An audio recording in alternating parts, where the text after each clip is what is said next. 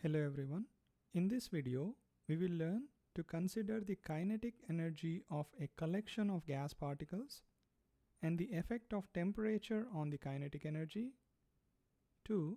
Consider the relative velocities of a gas at a given temperature or the effect of mass on the molecular speeds at a fixed temperature. One of the postulates of the kinetic molecular theory of gases is that the average kinetic energy of gas particles depends on the absolute temperature of the gas, that is, the temperature in the Kelvin scale. The mathematical relationship between the kinetic energy and absolute temperature for 1 mole of a gas is the following.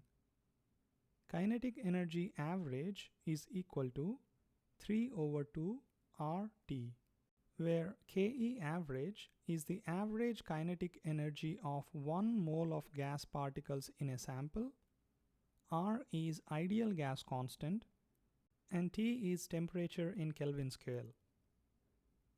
The average kinetic energy of one particle can be obtained by dividing the molar kinetic energy with Avogadro's number. That is, average kinetic energy of one particle is equal to 3RT/2Na, where Na is the Avogadro's number. We can replace the kinetic energy in the equation with half mv squared to calculate the average velocity of a gas particle. Half mv average square is equal to 3RT/2Na.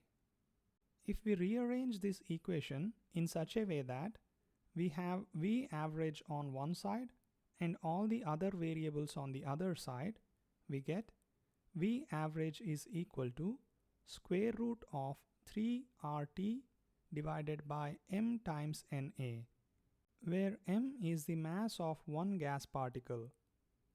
If we multiply the mass of one gas particle with Avogadro's number, we get mass of 1 mole of gas particles, which is equal to the molar mass of that particular gas.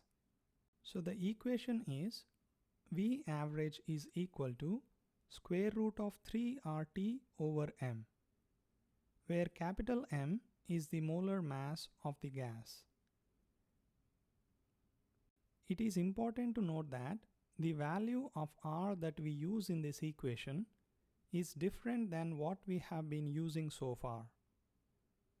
We have been using R as 0.0821 liter, atmosphere, mole inverse, Kelvin inverse. However, to obtain the units of meters per second for average velocity, the value of R must be in different units.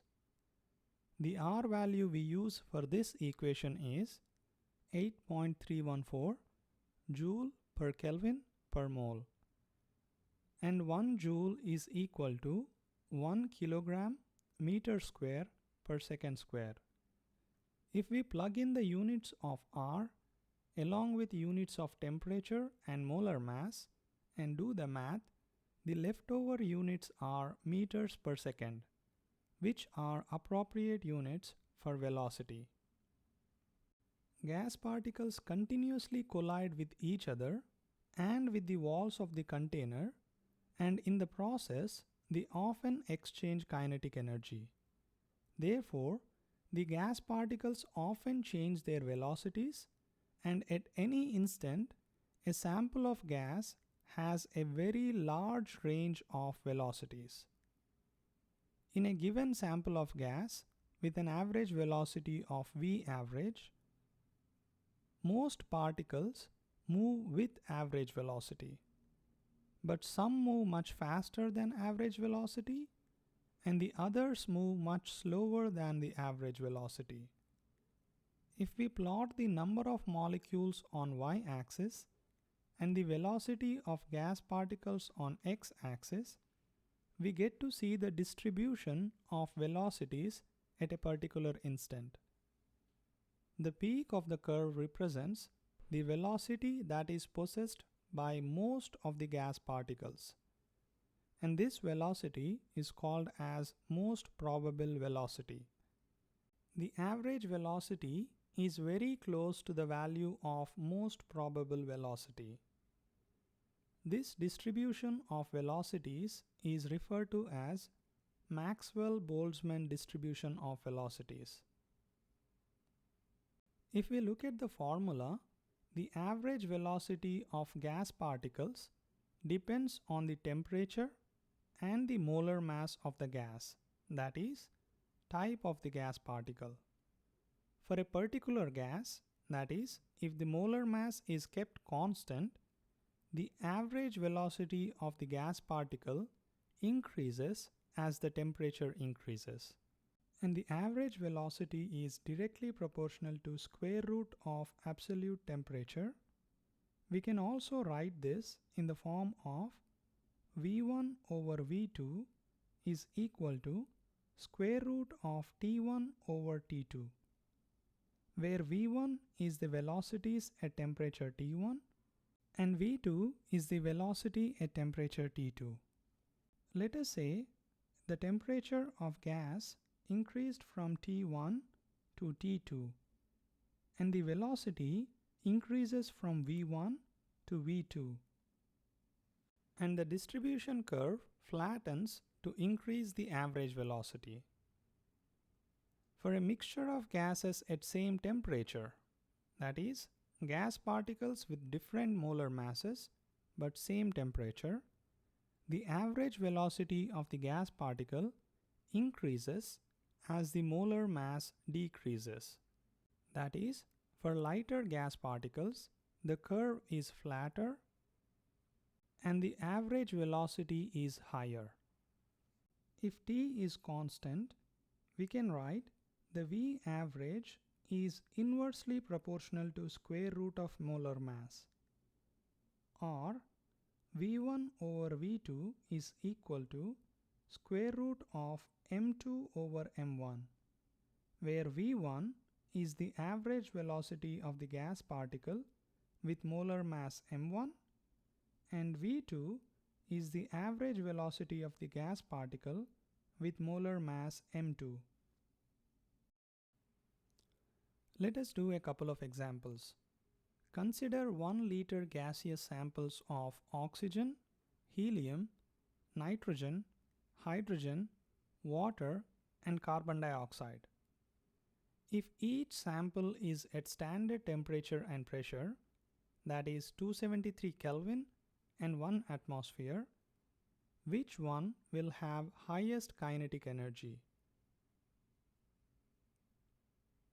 The kinetic energy of a gas sample is equal to 3 RT over 2. The kinetic energy depends only on the absolute temperature.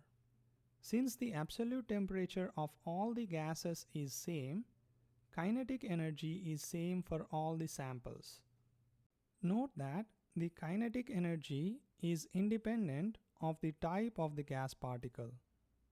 Next, which one will have highest average velocity of the molecules? The average velocity of a gas particle is inversely proportional to the molar mass. That is, lighter molecules move much faster than heavier molecules. The particles of hydrogen with molar mass of 2 grams per mole are the lightest particles of all the gaseous samples given. Therefore, hydrogen molecules move faster and have highest average velocity. Next, arrange the gas samples in the increasing order of their average velocities. As we discussed above, the average velocity of a gas particle is inversely proportional to the square root of molar mass. That is, the heavier the gas particle, the slower it moves. So we need to arrange the gas particles starting with the heaviest one first and move to the lightest one, which is carbon dioxide lower than oxygen, followed by nitrogen, water, helium, and hydrogen with the fastest velocity.